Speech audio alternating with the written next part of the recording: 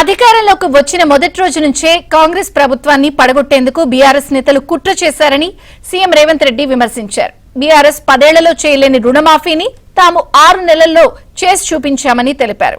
BRS ఆర్థిక విధ్వంసం సృష్టించిందని CM Revanth Reddy ఆగ్రహం వ్యక్తం చేశారు.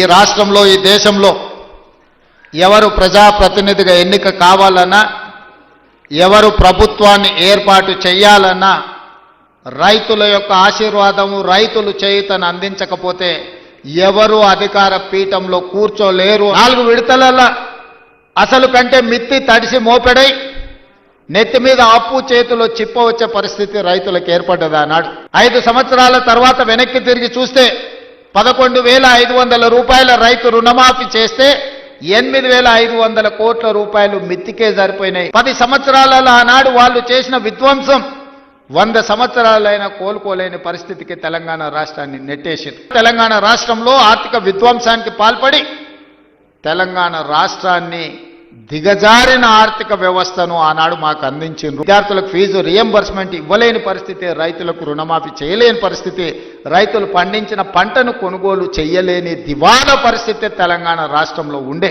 అందరినీ ఒరేసుకోవద్దు, ఒరేసుకుంటే మేము కొనుగోలు చేయం, ఒకవేళ మీరు ఒరేసుకుంటే ఉరేసుకొని చావాల్సిందే అని రైతులకు చెప్పి స్వయంగా వాళ్ళ వ్యవసాయ భూమిలో ఫామ్ హౌస్లో 150 ఎకరాల ఒడ్లు పండిస్తే అవి మొత్తం తీసుకొచ్చి బహిరంగంగా పెట్టిన. ఆనాటి గాయాలు మానిపోలే. మీరు వరి పండించండి, రాష్ట్ర ప్రభుత్వం కొనుగోలు చేస్తుంది.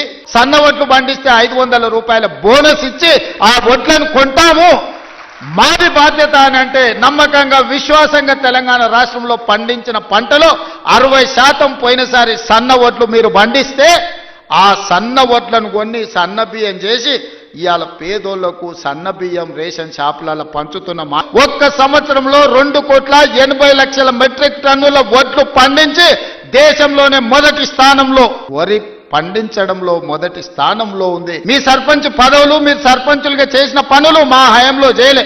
ఈ రోజు సర్పంచులు ఒక పక్కన ఫీజు రియంబర్స్మెంట్, ఇంకొక పక్కన ప్రభుత్వ ఉద్యోగులకు పాపం 35 ఏళ్ళు కష్టపడి ఉద్యోగాలు చేసి వాళ్ళు దాచిపెట్టుకున్న పైసలు, వాళ్లకు రిటైర్మెంట్ బెనిఫిట్స్ ఇవాళ 12,000 కోట్ల రూపాయలు బకాయిలు పెట్టిపోయినాం. ఒక్కొక్క వ్యవస్థను ప్రక్షాళన చేస్తున్నాం. 9 రోజుల్లో దాదాపుగా 9,000 కోట్ల రూపాయలు ఇవ్వాలి. అగ్రికల్చర్ యూనివర్సిటీలో మీతో కలిసి ఈ రైతులకు వ్యవసాయం దండగ కాదు, వ్యవసాయం పండుగ చెయ్యాలి. ఈ 18 నెలలల్లా కొనుగోలుతో సహా మొత్తం కలిపితే 1,01,728 కోట్ల రూపాయలు ఖర్చు పెట్టిన రాష్ట్రం తెలంగాణ రాష్ట్రం. పిల్లగాడు కొత్తగా వచ్చిండు, కొంతకాలం సమయం ఇద్దామన్నా కనీసం విజ్ఞత లేదు. 10 సంవత్సరాలు పరిపాలించిన వాళ్లకు మొదటి రోజు నుంచే ఎట్లయినా పడగొడదాం, ఎట్లయినా ఇబ్బంది పెడదాం. ఎక్కడైనా ఫామ్ హౌస్లో పండుకున్నామా, ఎక్కడైనా దాచుకున్నామా? లేం కదా, మీ మధ్యలోనే ఉన్నా కదా, ఎవరు వచ్చినా కలుస్తున్నాం కదా. గతంలో ఎప్పుడైనా ముఖ్యమంత్రి ఎన్నిసార్లు కనిపించిండు? లెక్కలు తీయండి. ఎన్నిసార్లు సచివాలయానికి వచ్చిండు? 60,000 ఉద్యోగాలు ఇచ్చింది మన పార్టీ, మన ప్రభుత్వం సంవత్సరం తిరిగే లోపల. సామాజిక న్యాయం అనేది కాంగ్రెస్ పార్టీతోనే సాధ్యమవుతుంది. రైతుల పెట్టుబడికి 2 లాభం వచ్చినప్పుడే తెలంగాణ రాష్ట్ర ఆర్థిక వ్యవస్థ అభివృద్ధి పదం వైపు నడుస్తుంది. ఈ రోజు మా రైతులు అదానీ అంబానీలతో పోటీ పడే విధంగా తీర్చిదిద్ది సోలార్ విద్యుత్ ఉత్పత్తిలో అదానీలతో పోటీ పడే విధంగా మా రైతుల్ని ఇంటికాడ కూర్చున్న వాళ్ళకే ఆదాయం వచ్చే విధంగా ప్రణాళికలు చేయాలి. భూమి యొక్క సారాన్ని చూసి ఏ భూమిలో ఏ పండ్ల తోటలు వస్తాయో, ఏ భూమిలో ఏ కూరగాయలు పండుతాయో, ఏ భూమిలో ఏ పంట అధిక దిగుబడి వస్తుందో, అది మొక్కజొన్న వస్తుందా, లేకపోతే పత్తి వస్తుందా, మిర్చి వస్తుందా, లేకపోతే కందులు వస్తాయా? మా కొడంగల్ తాండూరు ప్రాంతంలో మేము కందులు పండిస్తాం.